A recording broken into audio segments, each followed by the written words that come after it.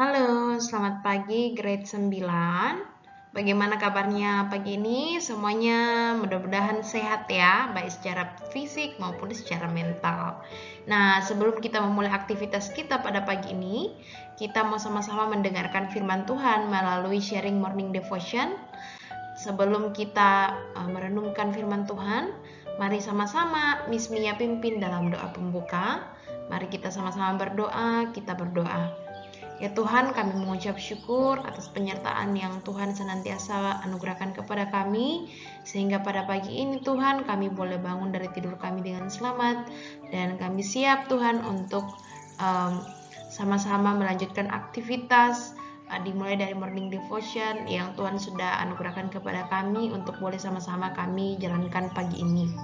Biarlah Tuhan sharing firman Tuhan yang boleh diperdengarkan dapat mengambil tempat di hati kami sehingga kami boleh menerapkannya dalam setiap keseharian kami, dan ajarlah kami Tuhan untuk menjadi anak-anak yang takut akan Engkau. Di dalam nama Tuhan Yesus kami berdoa, amin. Amin. Nah, pada pagi ini pembacaan firman Tuhan kita diambil dari kitab Yesaya pasalnya yang pertama ya. Jadi kita masuk ke kitab yang baru. Nah, anak-anak sekalian, mari kita sama-sama baca dan silakan dibuka Alkitab cetak maupun Alkitab elektroniknya dari Yesaya pasal yang pertama. Nah, Miss akan bacakan ya dari ayat yang pertama sampai ayat yang ke-9. Untuk ayat-ayat berikutnya kalian nanti bisa baca secara mandiri. Nah, firman Tuhan berbunyi demikian. Penglihatan yang telah dilihat Yesaya bin Amos tentang Yehuda dan Yerusalem dalam zaman Uzia, Yotam, Ahaz, dan Hizkia, raja-raja Yehuda. Pengaduan tentang bangsa yang tidak setia itu. Dengarlah hai langit, dan perhatikanlah hai bumi, sebab Tuhan berfirman, Aku membesarkan anak-anak dan mengasuhnya, tetapi mereka memberontak terhadap aku. Lembu mengenal pemiliknya, tetapi Israel tidak.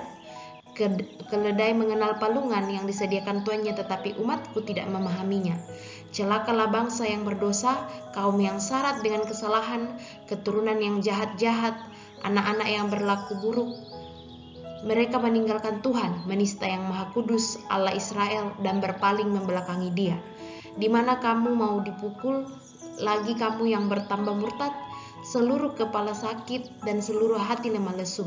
Dari telapak kaki sampai kepala tidak ada yang sehat, bengkak dan bilur dan luka baru, tidak dipijit dan tidak dibalut dan tidak ditaruh minyak.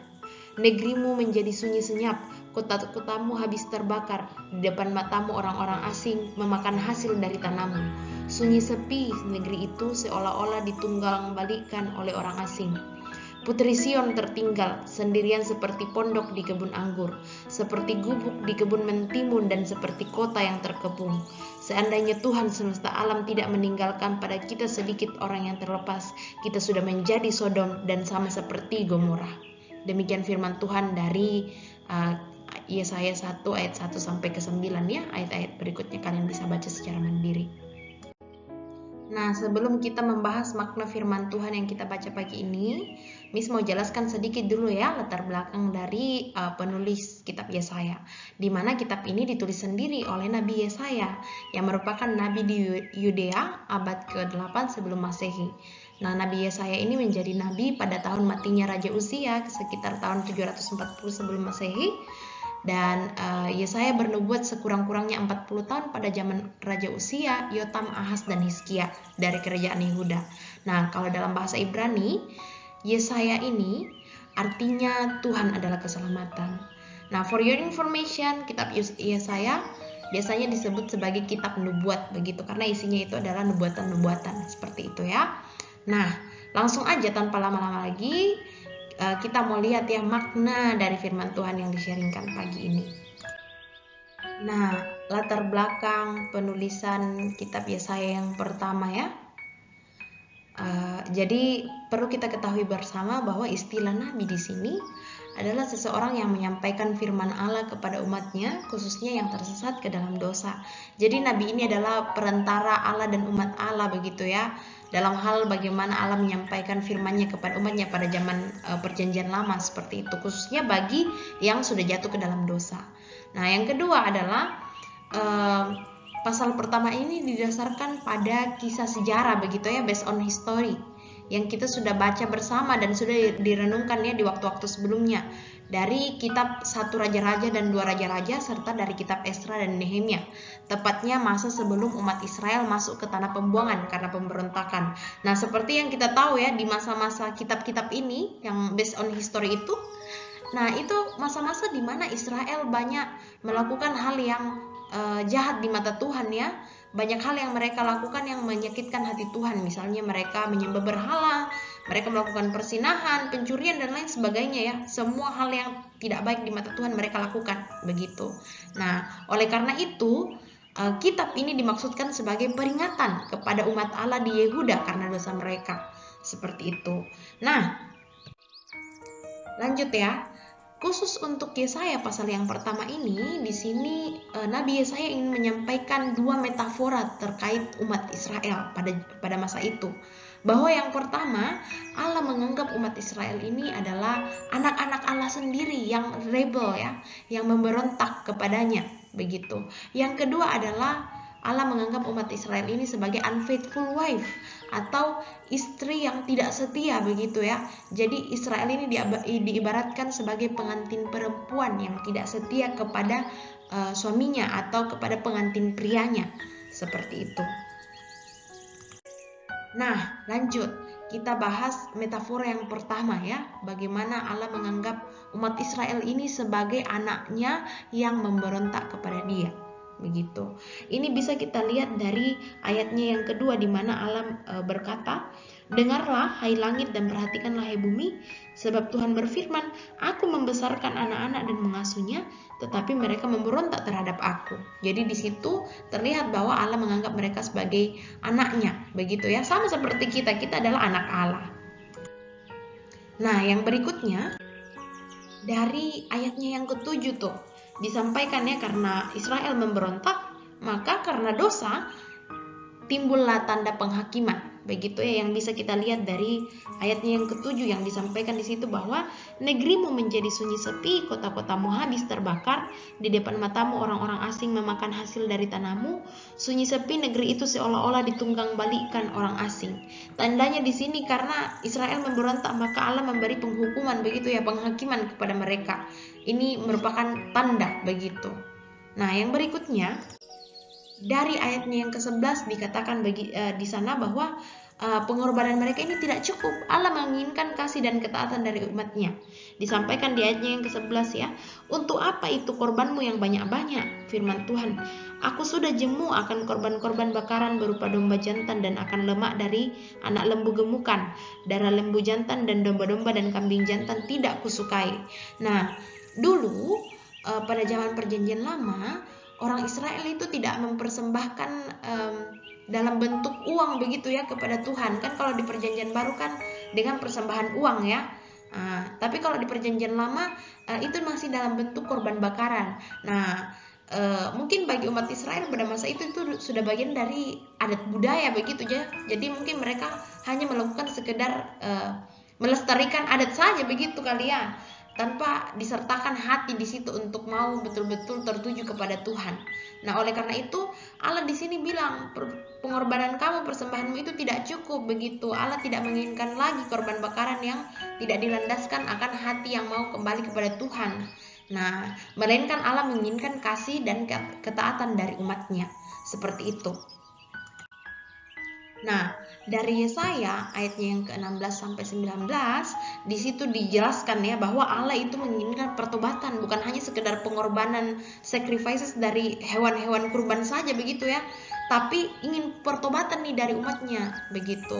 Karena Allah sendiri dengan penuh kasih dan pengampunan serta berkat mau lapang dada menerima kita kembali ya, menerima umat Israel pada zaman itu. Seperti itu disampaikan di ayatnya yang ke-16 sampai 19. Nah, dikatakan ya di situ, "Basuhlah, bersihkanlah dirimu, jauhkanlah perbuatan-perbuatanmu yang jahat dari depan mataku, berhentilah berbuat jahat." Seperti itu. Nah, lanjut ya. Di ayatnya yang ke-21, jadi Yesaya 1 ayat 21 harusnya ya.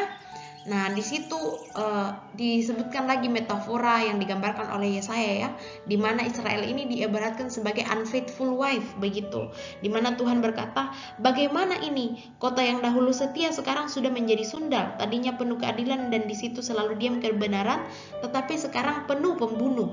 Artinya apa? Artinya bagi Allah, umat Israel ini adalah pengantin perempuan begitu. Dia mengasihi umatnya dan menghargainya seperti istri terkasih. Tetapi dikatakan di ayat yang ke-21 ini ya, bahwa mereka itu menjadi sundal begitu. Artinya mereka berpaling dari suaminya, dari pengantin pria begitu, dari Allah, dan menolak cinta suaminya dan berpaling kepada pelukan laki-laki lain ya, kalau kita ibaratkan perzinahan begitu. Jadi mereka berpaling dari Tuhan dan melakukan hal-hal yang mereka sukai begitu, seperti menyembah berhala, melakukan persinahan ya, dan lain sebagainya. Pokoknya hal-hal yang bertentangan dengan kehendak Tuhan. Oleh karena itu tadi disampaikan bahwa Allah menginginkan pertobatan dari mereka.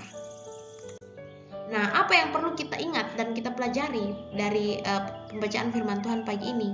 Bahwa kita menyadari ya, bagaimana kemarahan Allah nih kepada kita umatnya yang melakukan dosa begitu ya, sangat besar sampai Tuhan akan memberikan penghakiman kepada kita begitu. Tetapi di lain sisi juga Allah sangat mengasihi umatnya, di mana disampaikan di situ Tuhan mengajak kita kembali untuk bertobat begitu ya, kembali kepada kehendak Allah begitu. Kemudian yang poin kedua adalah Allah membenci dan menghakimi dosa. Ini sangat jelas ya dipaparkan di dalam pembacaan kita.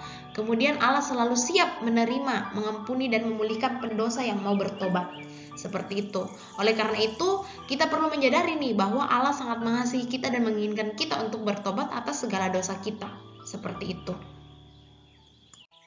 Nah, apa aplikasinya? Kita harus terus berusaha dan belajar begitu ya, untuk mengenal dan memahami kehendak Allah atas hidup kita.